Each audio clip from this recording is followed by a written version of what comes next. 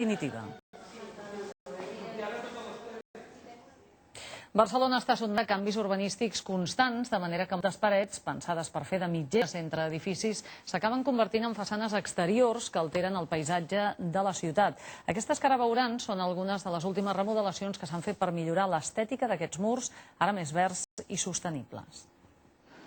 Els veïns de la plaça del Pedró al Raval han començat l'any amb un jardí nou al barri.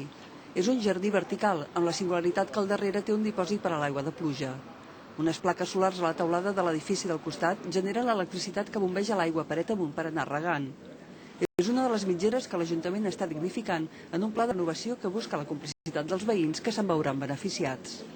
Primer de tot, que no et vegi mai més una paret cega, pendent de ser arreglada, bruta, deixada, com són la majoria de les parets mitgeres.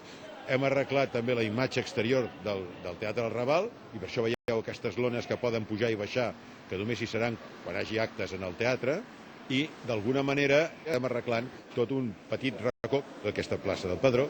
En els últims 25 anys s'han recuperat unes 700 parets mitgeres a Barcelona. Aquest enganyatall del carrer d'Enamorats va ser un dels que més va cridar l'atenció, amb aquesta gran pintura mural. El tipus d'actuacions anen variant, i algunes aconsegueixen que mitgeres com aquesta acabin semblant una façana i que passi desapercebuda entre la resta d'edificis. Com la de la plaça del Pedró, n'hi ha d'altres de singulars que estan incorporant el concepte de sostenibilitat i biodiversitat, com aquesta del barri de la Trinitat. Sobre una incipient bugambília, un plafó divulgatiu explica el destí de la llum que generaran les plaques fotovoltaiques.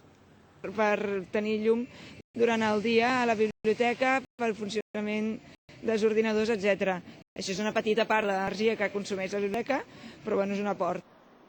L'actual pla de renovació preveu que en els pròxims 2 anys s'hauran renovat 25 mitgeres més.